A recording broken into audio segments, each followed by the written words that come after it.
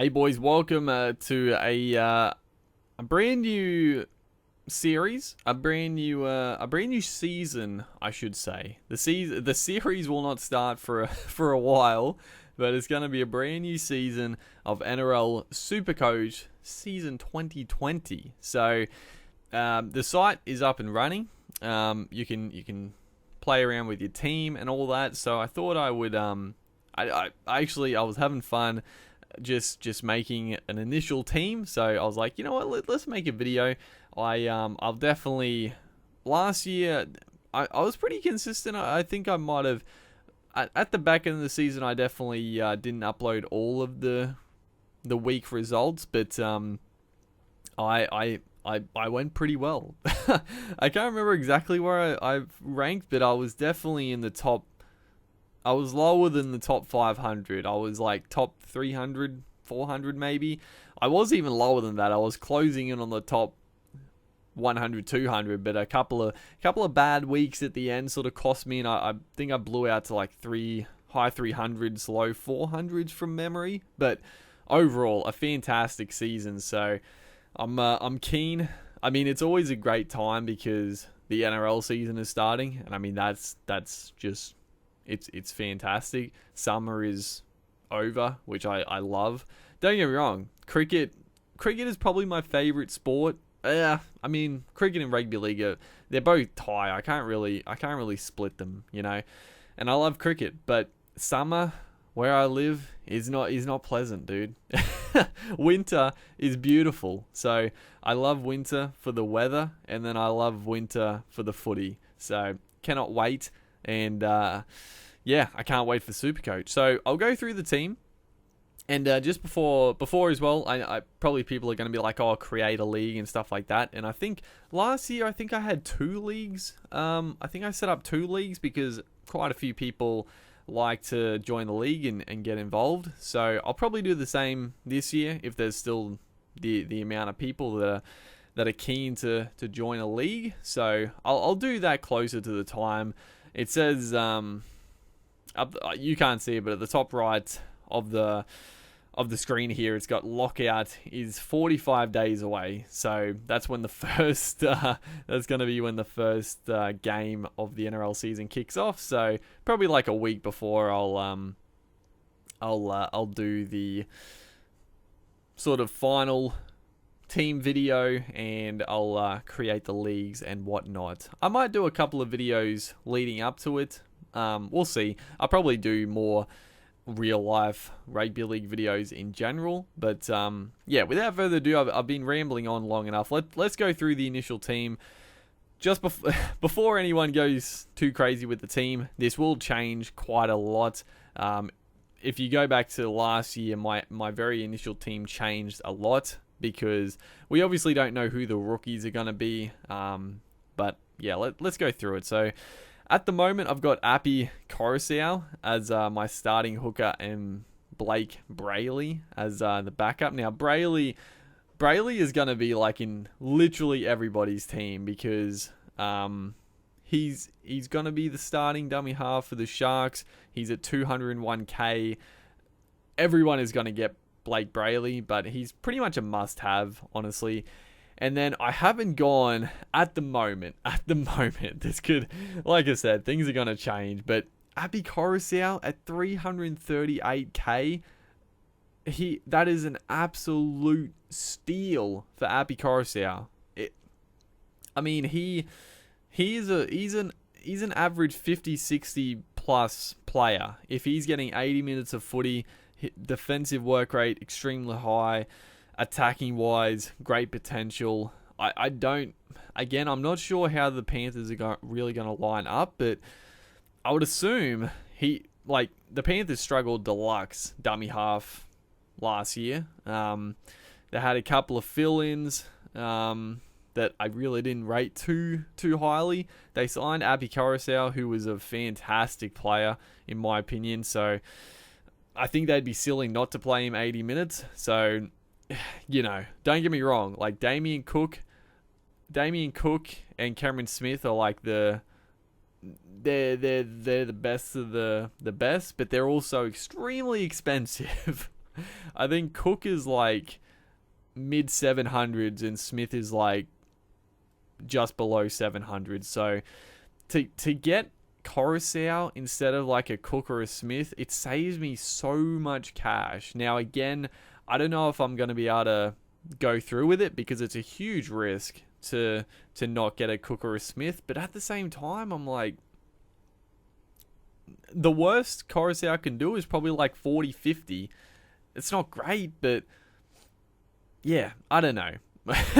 That's my thought process at the moment. I think Coruscant is an absolute steal at that price, but it's going to come down to whether or not I can go through with it. If I can swing it, the thing is, when we get the rookies and stuff, I'm probably going to get like a lot of... I'm going to trade out players to get rookies, so potentially I could get someone like a Smith or a Cook and Coruscant, but then you don't get Brayley, who I think is an absolute must-have, so... It's a tough one, dude. Now we move on to the... Also, one thing I'm going to mention, I don't know why this is happening, but as you can see right here, the screen is nice and clear, right? When I scroll down, it gets blurry. I have no idea why it is blurry when I scroll down, dude. I think it's a problem with the site because when I'm all the way up, it's beautiful and clear. When I go down, it's blurry. I thought my eyes were freaking out, but no, it's definitely the website. So apologies for that. I have no idea why it's doing that. But move on to the front rowers. At the moment, I've got Fafita, Tavita Pangai, and then we've got Ryan James and Gula as our backups. Now, I think Ryan James is an absolute must-have as well. 354,000 for Ryan James, who plays... I don't know where he's going to play. I'm assuming he will play prop, but he's a guy that can sneak a try, for one. He's a guy that plays huge minutes. He's got a big work rate. And obviously, this price is extremely low for Ryan James. He was out for most of the season last year with injury, and I think he's just an absolute must-have at that price. Gula is just sort of there for now because...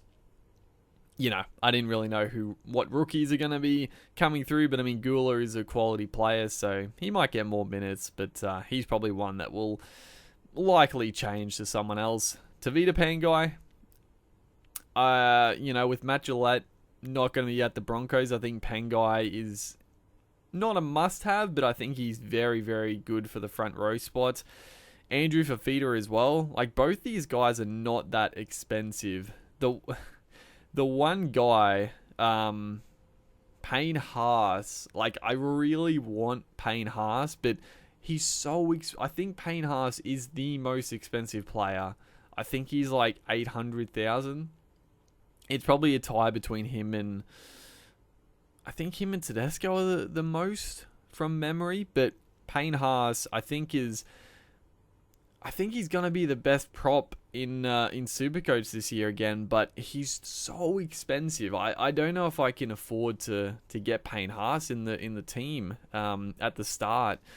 It's going to be tough to leave him out, but I think Fafita is pretty underpriced. Honestly, Fafita was pretty lackluster at the end of last year, but with Gallen obviously being out, hopefully Fafita can pick up his work rate a bit and minutes. And yeah, like I said, Pangai I think is a pretty good pickup. Now the back row spot, this is going to change for sure because there are so many good back row options. It's tough. It's very tough. But at the moment, I've got Jai Arrow, Angus Crichton, and David Fafita in the starting spots. Jai Arrow, I mean, if Arrow can get through fully fit, I mean, at 575, it's a bit. Well, it's not a complete steal. Like, I think I was actually expecting him to be a bit lower this year because he didn't finish that great last year, but he's still, he can be incredible, but just the injuries and, the Titans in general being awful, it's a tough one. Angus Crichton at 530k. Obviously last year he was very disappointing, but that was in a team at the Roosters that he really didn't get the minutes at the start of the year, and then when he started getting the minutes, he was looking very, very good. So Angus Crichton, again, I gotta wait to see how the Roosters are gonna line up. If Crichton is any way in doubt to get like 80 minutes, then he's not going to be in the team, obviously. But if Crichton is going to get 80 minutes on the edge of the Roosters, I think he's a very good pickup at 530k. And then David Fafita, probably Fafita is the one absolute lock-in at the moment in the back row. 501,000. That's obviously a bit less than probably what he would be, because at the start of the year he was playing not as many minutes, and then at the back end of the year he just went absolutely ballistic. So his overall average wasn't like that amazing. So he's still expensive, but I think for how good Fafita was at the back end of last year and how good he should be this year, I think Fafita he's going to be in most people's teams, I would imagine. And you know, I wouldn't I don't doubt the thought process, and he's probably going to be a lock-in for me. You know, just the tackle breaking ability, like he's not a guy that's going to make 40 tackles, but he's a guy that's going to get 20-30 points in tackle breaking offloads. Like he's just got that huge upside, so massive in. And then there's so many good options, but at the moment I've got Jack Williams, Joe Stimson, and Big T-Rex, Tony Williams at the moment. So Jack Williams, again, I've got to wait to see how the Sharks are going to line up, but surely Williams slots into the lock spot in Gallen's absence, right? Now, I don't know. I'm a little bit not concerned because I might not play Williams and I might not have him in the team. But Williams last year and probably a couple of years now, he's come off the bench and he's been really good. But he's more been playing like in the front row and playing like fairly small minutes. Is he going to transition into a lock that plays big minutes? I don't know. I mean, he was sort of always prepped to be Gallen's replacement, but they sort of used him as just an impact player last couple of years. So it'll be interesting to see like what preseason and the trials, if he plays big minutes in the lock spot or if they go with someone else, maybe. I don't know, but Jack Williams, if he's playing starting lock, playing big minutes, 397,000, that's an absolute steal. So Jack Williams, definitely one to look out for. Joe Stimson, 343. You know, he's a quality player, absolute quality. I think he's a very good signing for the Dogs. Again, it's up in the air. The Dogs, I don't know what team they're going to look. I don't know what team they're going to field, because they do have a lot of back rowers. They got a lot of edge back rowers. So Stimson, is he going to get a starting spot?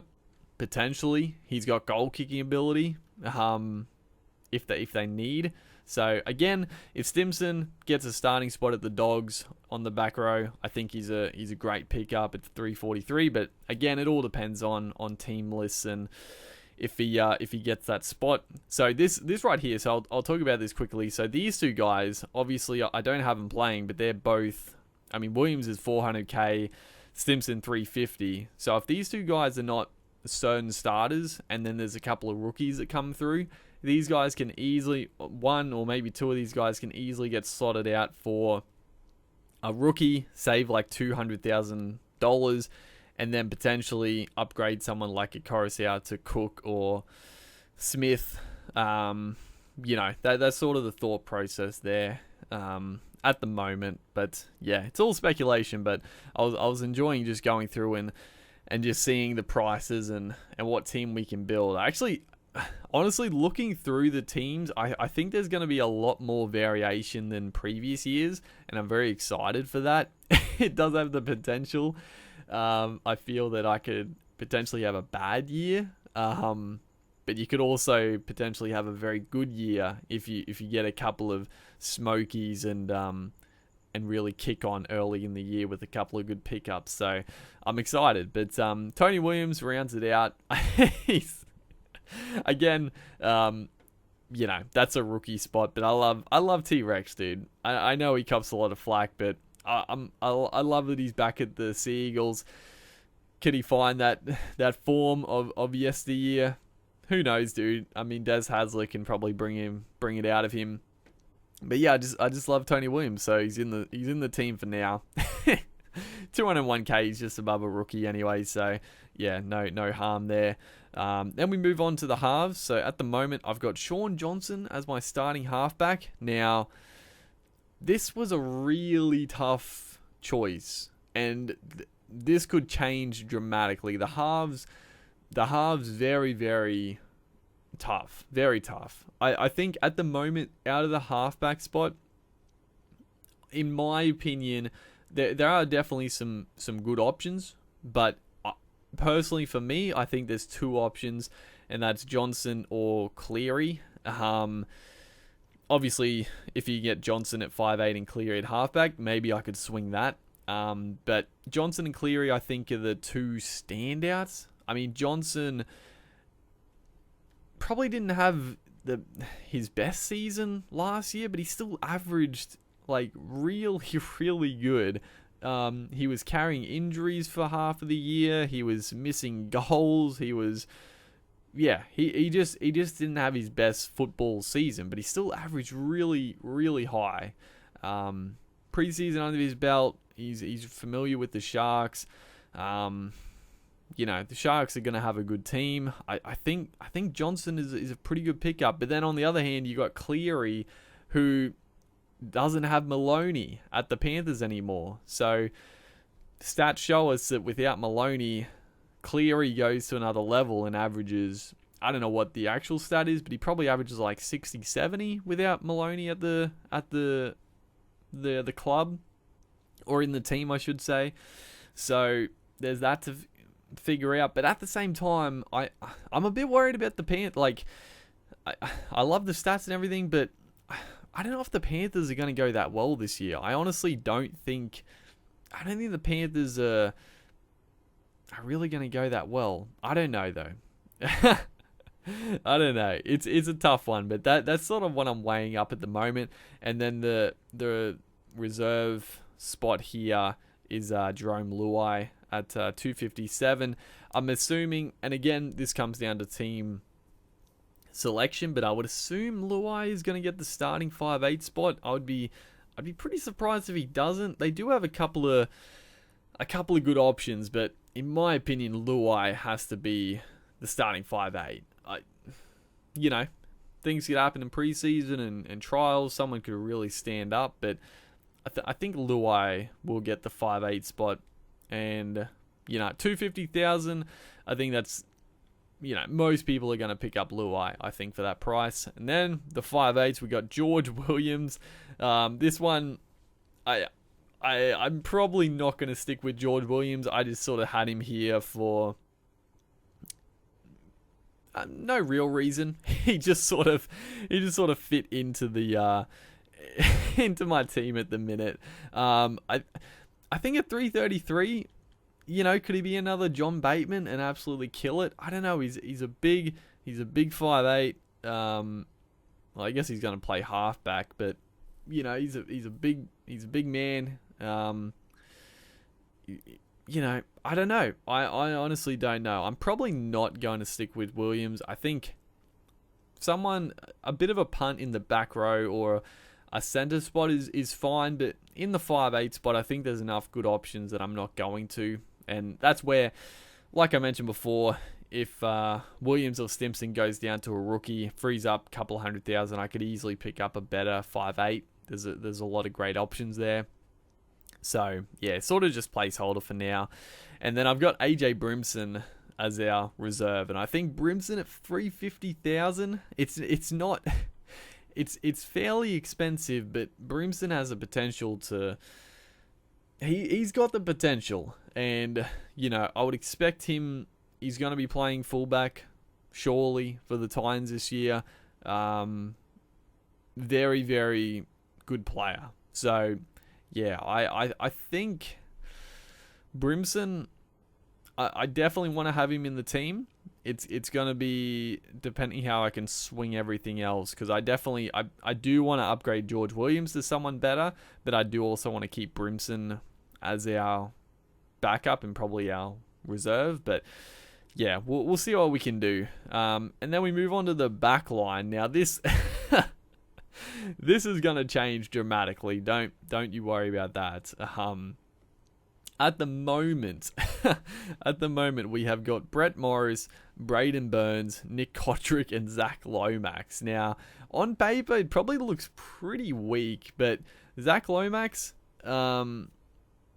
he sort of tipped to play fullback, I think, for the Dragons. And I mean, Lomax has a lot of potential, goal kicking ability, just an all-round good pickup. Again, we'll have to see the team list and everything, but 324, I think he's pretty well priced there. Braden Burns, 454, not cheap by any means, but if I think the Rabbitohs is going to be pretty good this year, honestly. And I think Braden Burns, if he can get through the season without injury, you know, he showed at the start of last year and probably at the end. I'm not too sure how he went at the end. He must have gone okay, but he's definitely got the potential to score big. Then we got Brett Morris, which is a bit of a strange one, but he's 500k, but he's probably going to be playing center with the injury to the young fella. I forgot his name completely. What's his name? Smith?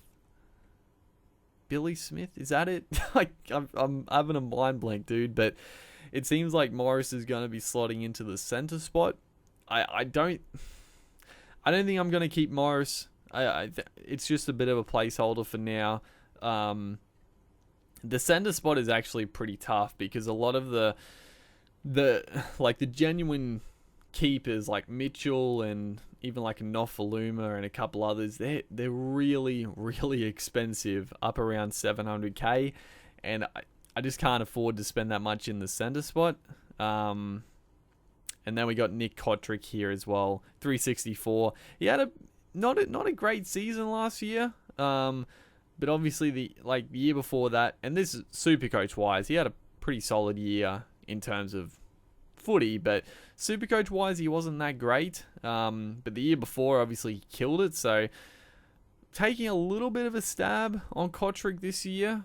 Again, it's a bit of a risk because didn't have the greatest season, but 364, it's definitely a puntable price. Let's put it that way. And then at the moment, with just our backups, we got Coates, Hopewade, and Lalisiao there. You know, that's pending changing depending what rookies come through. So yeah, the back line is probably the thing that's going to change the most before the season starts. It's very up in the air. I think the forward pack, and you know what, everything's going to change a lot. The fullback spot, though, I think this might be what I roll with. So Ryan Papenhuyzen and James Tedesco. So Tedesco, very, very expensive, almost 800k. It's a tough one. The fullbacks are gonna be a huge swing. So Papenhuyzen, 508k. I think, honestly, is he a must-have? I think he is, but there are so many good fullbacks. There are so many good fullbacks, dude. I will actually, you know what? I don't think you guys are going to be able to see, but I just want to go through. You probably can see, actually. The screen recording, I think, does just get it. So I'll show you guys the amount of good fullbacks here, because it's very tough. I think Papenhuyzen, for me, is he's a certainty. Tedesco, I mean, he averaged 84. I feel like I can't go past that. Tom Trbojevic, this is where it gets tough, because Trbojevic, he averaged almost 80 as well, but he missed a a really good chunk of the season, but he's still 714k. I was hoping that Trbojevic was going to be a fair bit cheaper this year and I was going to pick him up, but he's not even that much cheaper. So I'm like, do I save a little bit of money and get Tommy Trbojevic? But Tedesco was, I don't know. This is where it gets real tough. Then you've got Roger Tuivasa-Sheck, you got Mitchell at the fullback spot, you got Kalen Ponga. Those 5 guys are huge. And then you go down Valentine Holmes, 563. I'm actually pretty annoyed that he is so expensive. Because, yeah, I don't know why he's so expensive. But 563, I'm definitely not going to get Holmes. But Holmes could absolutely kill it. And then that's probably, you've got other good ones. Gutherson is solid. Klokstad is solid. Hughes is solid. But Pappenhausen, I guess it depends on team lists. Hughes could get the fullback spot, maybe. But I doubt it. Just the team layup. Surely Hughes goes into the halves. Pappenhausen 508, I think, is a must-have. And then, yeah, there's other good ones as well. But it's these top 5. The top 5 here: Tedesco, Trbojevic, Tuivasa-Sheck, Mitchell, and Ponga. It's tough. It's very, very tough. And I also like the fact Pappenhausen, he's not going to play Origin. You could, if you had the money, go Tedesco and Trbojevic, but I feel like that's a waste because they're both going to play Origin, and I feel like Pappenhausen is going to score just as well, or potentially a bit lower than both of these guys, and he's like 200 to 300 less. So, yeah, it's a tough one. At the moment, I've got Tedesco, but that could easily change to Trbojevic. I don't know. It's gonna be a toss of the coin, honestly. But yeah, that's the team. I've rambled on for ages now. But yeah, I'm excited for the season to kick off. I'll probably do a couple of, like I said, I'll probably do a couple more updates on the team, just an update of how things are progressing. But it's definitely going to change a lot. It's just a little initial video here. So yeah, hopefully you guys are going to enjoy the start of the season. Cannot wait, and yeah, I'll see you guys in the next one.